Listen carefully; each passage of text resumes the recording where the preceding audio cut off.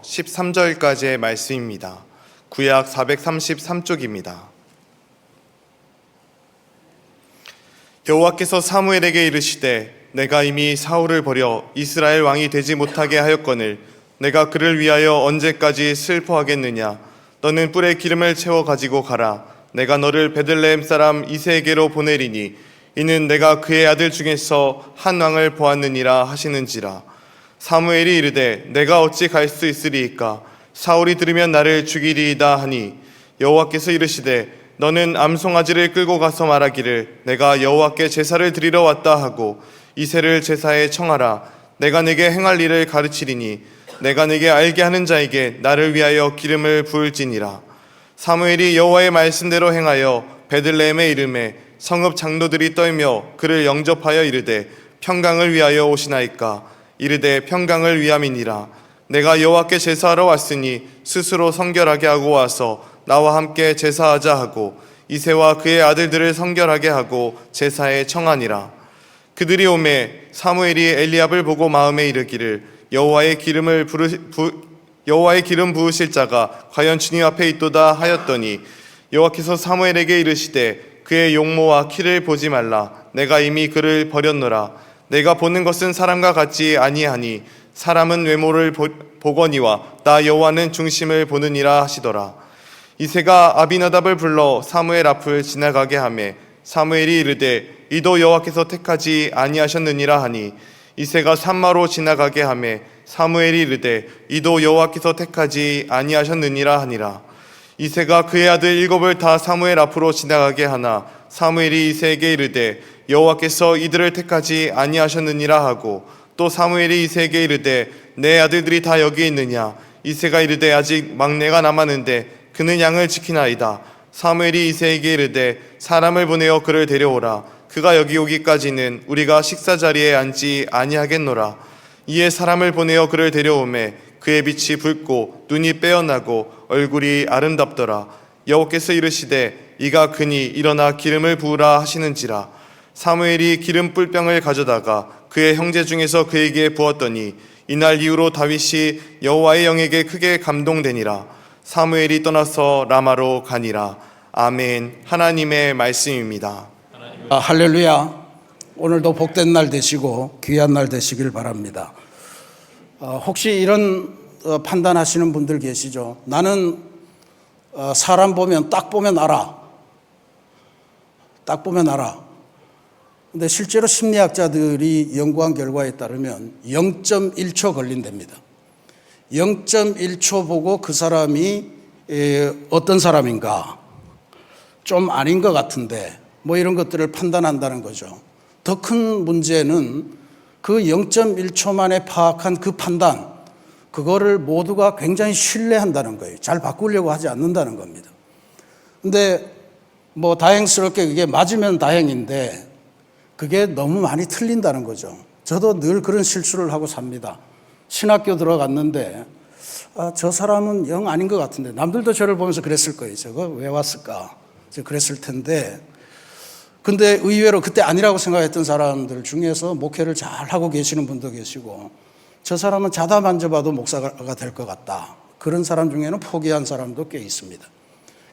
우리들의 판단, 우리들의 시각이 얼마나 유한한가, 부족한가 하는 것들을 깨닫게 해주는 그런 내용입니다. 오늘 본문을 보면 하나님께서 사람을 보는 장면을 기록하고 있죠. 도대체 하나님은 어떻게 사람을 보시나, 우리하고 무엇이 다른가 하는 것을 지금 보여주십니다. 그래 오늘 우리가 함께 묵상할 질문은 하나님의 눈은 무엇을 보시나 하는 이 질문을 갖고 함께 은혜를 나누도록 합니다. 배경을 좀 이해를 하셔야 될 것 같아요. 여기에 사무엘이라고 하는 선지자가 나옵니다. 이스라엘이 광야를 거쳐서 약속의 땅에 들어온 다음에 이스라엘은 주변 나라들과는 다르게 왕이 없었습니다. 그때 이스라엘을 다스리던 지도자를 사사라고 명했어요. 이게 사사라고 하는 거가 어려운 말인데, 그래서 요즘 많은 성경들은 판관, 재판관이다 그렇게 번역을 합니다. 그러니까 이제 일종의 재판관들이 나라를 다스리는, 물론 하나님이 세우신 사람들이죠. 그런데 이스라엘 백성들은 주변 나라들은 다 왕이라는 게 있는데 우리도 왕이 있어야 좀 나라도 부강하고 그렇게 되지 않겠냐. 하나님은 반대하셨지만 백성들이 완강하게 원했습니다. 하나님이 반대하신 이유는 그것들은 세워지자마자 너희들을 괴롭힐 거다. 오늘날 많이 보고 있죠. 근데 백성들은 그래도 주변 나라들과 싸우려면 왕 같은 권력이 필요합니다. 뭐 이렇게 해서 결국 하나님이 허락하시고 사무엘에게 선택해라, 뽑아라. 그렇게 해서 뽑은 사람이 바로 사울이라는 사람입니다. 이스라엘 왕국의 초대 왕이죠. 사무엘이 사울을 볼 때 그의 키가 크고 남들보다 어깨 하나는 더 위에 있고 그 다음에 용모가 준수했다라고 한 걸 보고 왕으로 뽑았습니다. 그러니까 뽑을 때 얼마나 많은 기대를 했겠습니까? 제발 성공한 왕이 되길 바란다 하는 간절한 마음으로 아마 기도도 하고 그랬을 텐데 성경을 보면 사울은 실패한 왕으로 드러납니다. 그 결정적인 사건이 아말렉과의 전투에서 사울이 하나님의 명령을 따르지 않았다는 겁니다. 아말렉이라는 강대국과 싸울 때 하나님이 내가 이기게 하겠다. 대신에 조건이 하나 있는데 아무리 좋은 게 있어도 전리품으로 취하지 말고 목숨이 붙은 거는 다 진멸해라 하는 명령을 주셨습니다. 그런데 사울이 막상 이기고 보니까 거기에 너무 진귀한 보석도 많고 특별히 소와 양 중에 기름지고 흠도 없고 살찌고 한 게 많은 거예요. 그래서 그거를 몰래 이제 감추어 두었습니다. 사무엘이 나중에 도착해서 이상하게 소 울음소리가 양 울음소리가 막 들리니까 저게 도대체 뭐냐. 뭐 이렇게 좋은 게 있어서 남겼습니다. 왜 남겼냐. 그랬더니 사울이 한 말이 하나님께 제사 드리기 위해서 남겼습니다. 그때 사무엘이 사울을 위해서 아주 유명한 말을 남깁니다. 그게 사무엘상 15장 22절 말씀이에요. 순종이 제사보다 낫고 듣는 것이 순양의 기름보다 나으니 그랬습니다. 순종이 제일 중요하다는 건데 사울이 이거를 지키지 못했어요. 그 순간부터 하나님께서 마음으로부터 사울을 버리셨다. 이제 그런 게 성경에 기록되어 있습니다. 사무엘이 그 소식, 하나님이 사울을 버렸다는 소식을 듣고 굉장한 슬픔에 빠집니다. 사무엘상 15장 35절에 보면 사무엘이 죽는 날까지 사울을 다시 가서 보지 아니하였으니 이는 그가 사울을 위하여 슬퍼함이었고 그렇게 나옵니다. 왜 슬퍼했을까? 아마 실패한 사울도 슬펐겠고 저 초대 왕이 실패했으니 이 민족의 미래는 또 어떻게 될까? 그것도 걱정스러워서 슬펐을 테고. 근데 제 생각에 가장 슬펐던 거는 내가 왜 그런 사람을 선택했을까? 내 보는 눈이 왜 이 정도밖에 안 되었을까? 하는 자괴감 같은 거 아니었을까? 하는 짐작을 해봅니다. 근데 그 바로 슬픔의 자리에서 하나님께서 사무엘을 불러서 오늘의 이 사건을 시작하는 거예요. 1절 말씀 중반부부터 보면 하나님이 이런 말씀을 하십니다. 내가 그를 위하여 언제까지 슬퍼하겠느냐? 너는 뿔에 기름을 채워 가지고 가라. 내가 너를 베들레헴 사람 이새에게로 보내리니 이는 내가 그의 아들 중에서 한 왕을 보았느니라 하시니라. 그랬습니다.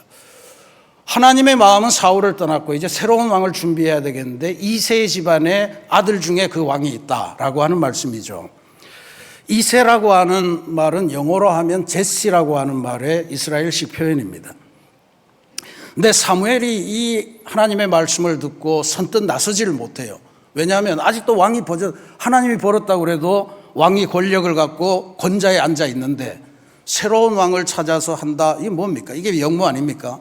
그러니까 그렇게 되면 사울이 보복을 할까 두려워서 움직이지 못할 때 하나님께서는 한 가지 지혜를 주시면서 계속 말대로 하라. 그런 명령을 내리십니다. 하나님께 베들레헴에 가서 이새의 집에 가서 제사를 드리겠다고 그러고 그 다음에 그 제사에 이새를 초청하고 이새가 올 때 아들들도 다 데리고 오게 해라. 그렇게 해서 면접을 봐라. 내가 선정하겠다. 이제 이런 지혜를 주신 거예요. 그래서 베들레헴에 가서 이제 이새를 청하고 이새에게 아들들을 다 보게 해달라. 그렇게 요청을 합니다. 그래서 이제 한 명씩 면접을 보게 되는데 맏아들 엘리압이라는 사람이 딱 들어오는데 딱 보니까 성경엔 기록되어 있지 않습니다만 사무엘이 사울을 처음 봤을 때의 그 느낌이 확 왔던 것 같아요. 키도 크고 용모도 준수하고 그래서 이거 딱 왕감이다 라고 생각을 하고 기름 뿔병을 내서 기름을 막 따서 부으려고 하는데 하나님께서 제지하십니다. 그의 용모와 키를 보지 마라. 사람들은 외모를 보지만 나 하나님은 중심을 본다 라고 하는 말씀으로 제지하십니다. 여기 외모라고 하는 거에 히브리어는 마르에라고 하는 단어입니다. 눈으로 보는 거 0.1초 만에 판단하는 그 모습을 마르에라고 이야기하고요. 나는 중심을 본다 할 때 중심이라고 하는 히브리어는 레바브라고 하는 동사입니다. 마음속 깊은 곳에 있는 어떤 본질, 열정, 가치관 이런 것들을 보신다 이런 이야기예요. 하나님은 마르에가 아니고 레바브를 보시는데 레바브를 보시는 눈으로 보니까 엘리압도 안 되고 그 다음에 아미나답도 아니고 또 삼마도 아니고 7 아들을 다 보는데 다 아닌 거예요. 다 거절했습니다. 사무엘이 이상하지 않겠어요? 분명히 아들 중에 한 왕을 내가 보았다 그랬는데 도대체 어디 있느냐? 그래서 아버지 이새에게 묻습니다. 아들이 이게 답니까? 그랬더니 아버지가 한다는 말씀이 그 말이에요. 막내가 하나 있기는 합니다만 들판에서 양을 지키고 있습니다. 이 말의 뉘앙스는 뭐예요?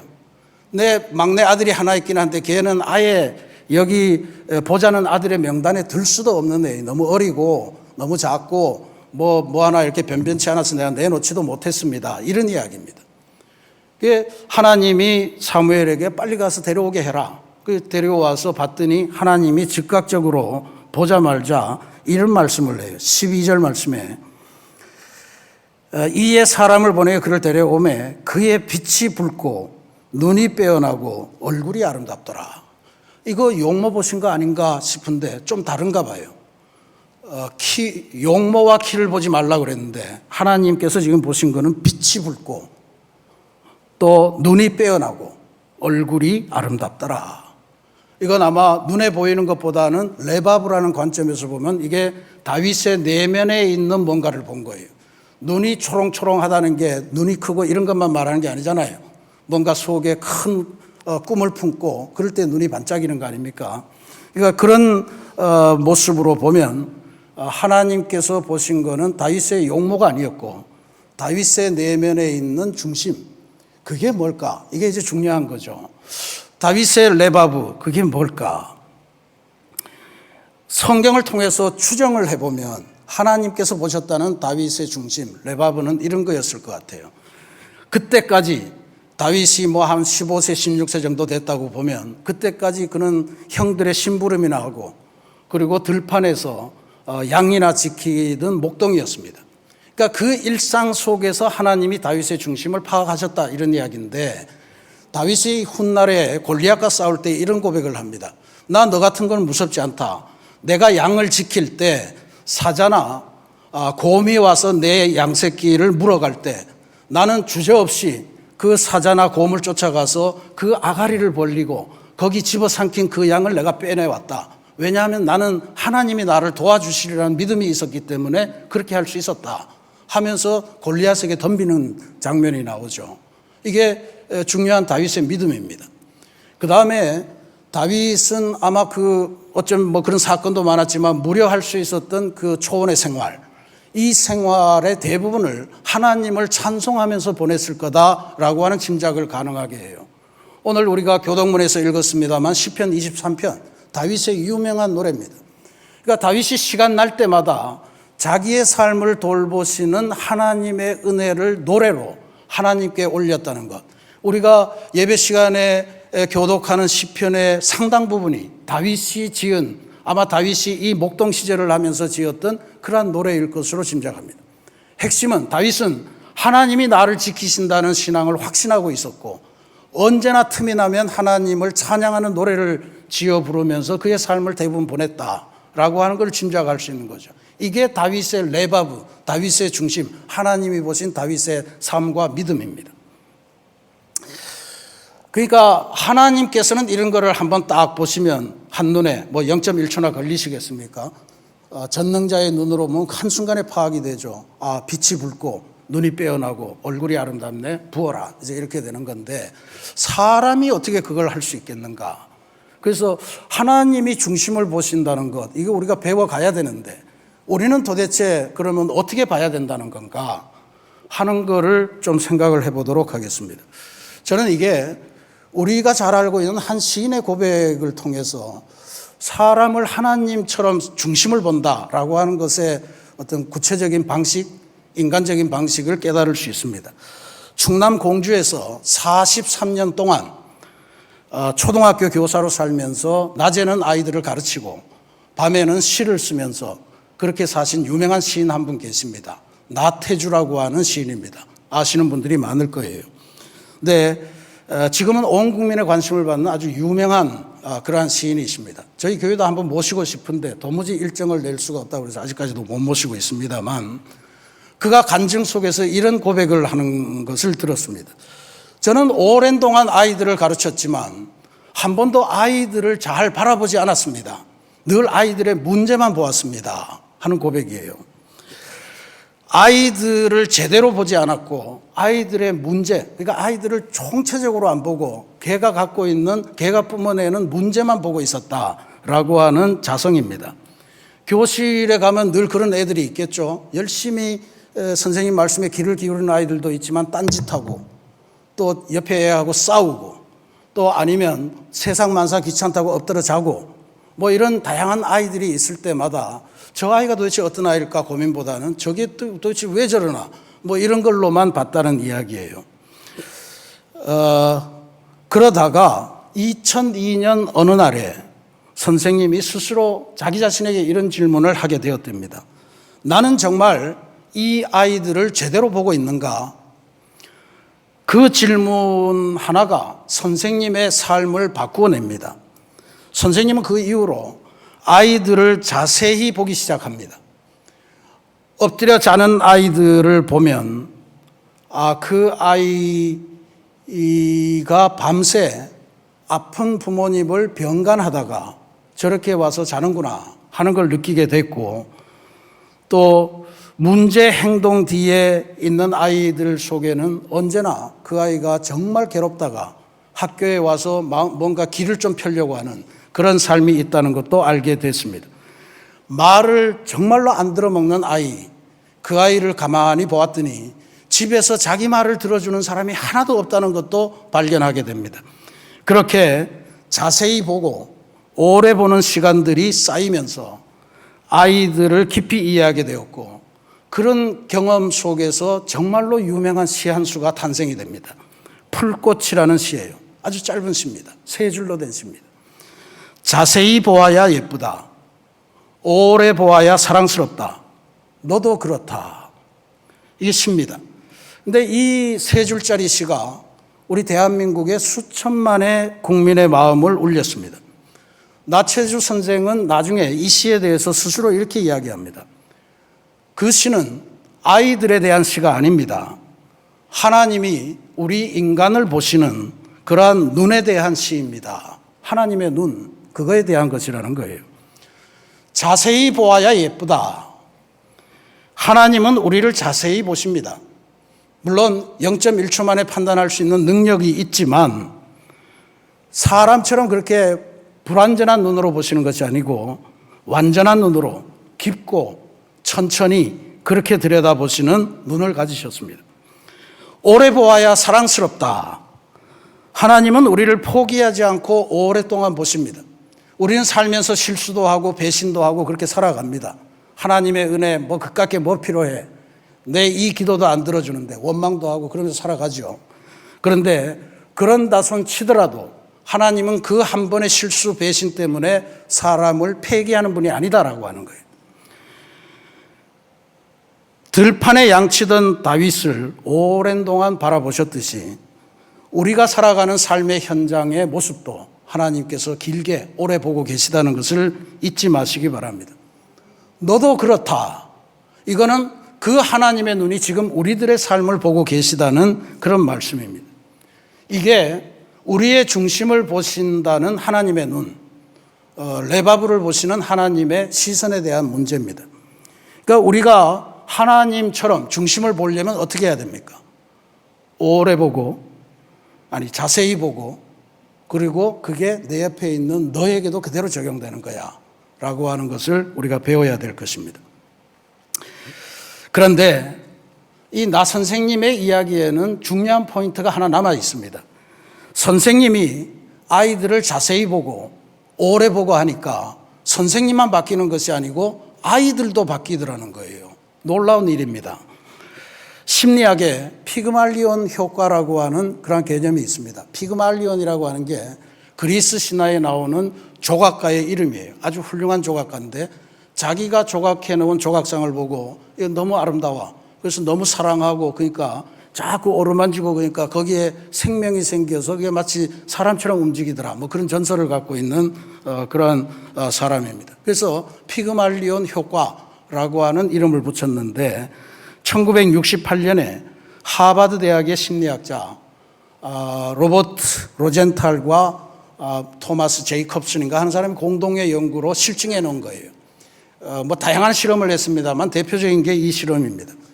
어떤 신임 교사가 학교를 마치고 바로 부임을 하는데 담임을 맡은 학급의 학생들 출석부 옆에 숫자가 적혀 있는데 95, 94, 97, 98 뭐 전부 다 이렇게 적혀 있더라고요. 그래서 선생님이 야 이건 나 초임 교사인데 이렇게 성적이 좋은 아이들을 맡아서 이거 내가 자칫 잘못 가르쳤다가는 아주 교사로서 오명을 뒤집어 쓰겠다. 그래서 정말 작정을 하고 이 아이들을 성적을 더 올려야 되겠다.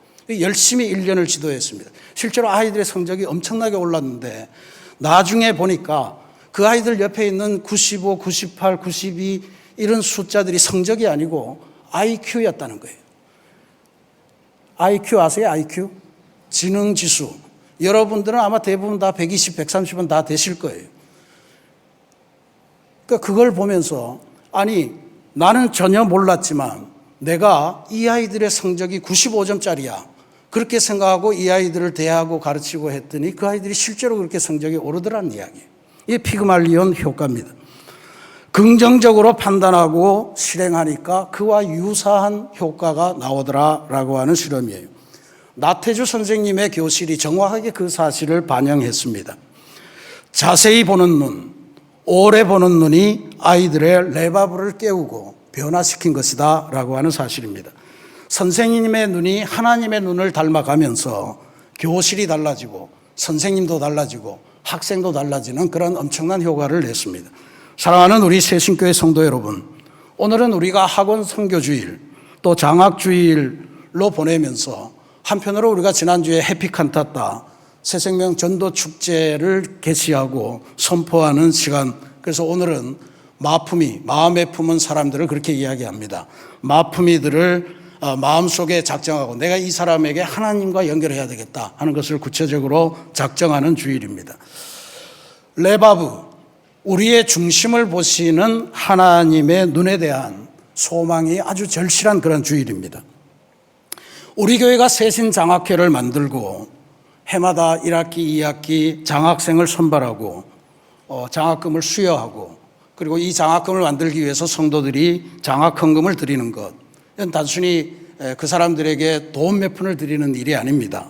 오히려 우리가 하나님의 눈을 갖추고 하나님의 눈으로 우리의 자녀 세대들을 바라보는 훈련을 하는 것이다. 그렇게 볼 수 있습니다. 그 하나님의 눈으로 우리의 자녀를 오래 보고 자세히 보고 그렇게 해서 하나님의 생명, 그 안에 담긴 하나님의 그 중심, 그것을 양육해가는 그러한 것들이 바로 장학 사업의 중요한 목표가 되리라 그렇게 봅니다. 또 한편으로 하나님의 눈은 우리의 자녀 세대 그리고 우리들 자신만이 아니고 우리가 마음에 품은 마품이들도 보고 계시다는 것을 기억하시기를 바랍니다. 우리 마품이들 삶을 한번 생각해 보시면 사실 인생의 수많은 굴곡들, 우여곡절을 다 겪어 오신 분들입니다. 상처도 있고 실망도 있고 절망에 있기도 하고 하나님 같은 건 없어 그러면서 어떤 상처인지는 모르지만 하나님과의 연을 철저히 끊어버리고 하나님을 향해 난 문을 단단히 걸어 잠근 그런 분들도 계실 거예요. 그러니까 우리 성도들이 많은 그런 질문을 합니다. 내가 아무리 봐도 저 사람에게 하나님이 보셨다는 중심은 없어요. 보실 만한 중심, 레바브가 없는 사람인데 어떻게 전도를 합니까? 성경도 이런 질문에 대해서 두 가지 상반되는 견해를 내놓습니다. 예레미야 17장 9절에 보면 만물보다 거짓되고 심히 부패한 것은 사람의 마음이라, 레바브라, 그렇게 이야기해요. 만물보다 거짓되고 심히 부패한 것, 그게 인간의 마음이다. 근데 전도서 3장 11절에 보면 이런 말씀도 주십니다. 하나님께서 사람들에게는 영원을 사모하는 마음을 주셨느니라 그랬습니다. 한편으로는 타락했고, 그런데 한편에는 끊임없이 영원을 사모하는, 절대 가치를 추구하는 그러한 마음이 우리들에게 있다. 이게 하나님의 형상으로 지음받은 인간의 본래적인 목적입니다. 요약해 보면요, 사람이 아무리 타락해도, 사람이 아무리 힘겨운 일을 겪어도 하나님이 원래 우리에게 심어주셨던 영원을 사모하는 마음, 하나님이 보시겠다는 그 레바브, 중심, 이거는 절대로 완벽하게 지워지지 않는다는 것을 의미해요. 다시 한번 우리 주변에 우리가 마음에 두고 있는 사람들을 한번 생각해 봅시다. 그분들 불의를 보면서 참지 못하는 마음도 갖고 있죠. 불쌍한 이웃들을 보면 도와주고 싶은 마음도 생기는 거예요. 그리고 아름다운 장면, 감동적인 스토리를 들으면 눈물을 흘립니다. 그리고 우리는 보지 못하지만 그분들은 어느 밤에는 나 정말 내 인생이 이렇게 돼도 될까? 내 인생에 뭔가 더 채워져야 되는 건 없나? 어디 가서 채우나? 하는 것들로 밤을 새우는 그러한 밤도 있다는 사실을 우리들은 기억해야 할 줄로 믿습니다. 이게 하나님의 중심, 하나님이 보신다는 중심, 레바브가 여전히 그들 마음에 살아있다는 증거예요. 완전히 꺼지지 않는 불꽃으로 아직 있는 거예요. 이걸 다시 살려내면 그 인생이 환하게 피는 겁니다. 근데 그걸 누가 할 수 있느냐? 하나님만이 할 수 있는 거예요. 그러니까 우리가 하는 일이 뭡니까? 이 사랑, 꺼지지 않는 불꽃을 하나님께로 연결해줘서 하나님으로 하여금 새로운 인생으로 거듭나게 하는 것. 그게 우리가 말하는 전도라고 하는 겁니다. 자세히 보면 예쁘고 오래 보면 사랑스러워진다 그랬습니다. 오늘 우리가 마음속에 품은 이 마품이들, 하나님께서 그런 눈으로 보고 계시다는 사실을 확 기억하시고, 또 하나님은 지금 실패해 있는 모습, 이런 것이 아니고 내가 만났을 때 앞으로 변화될 그 모습을 기대하시면서 우리들을 길게 보고 계시다고 하는 사실을 기억하시고, 여러분의 마품이들 주님께로 한 사람 한 사람 잘 인도하고 잘 연결시켜주는 그런 일에 최선을 다하시는 우리 성도들이 되시기를 주님의 이름으로 축원합니다. 같이 기도하겠습니다.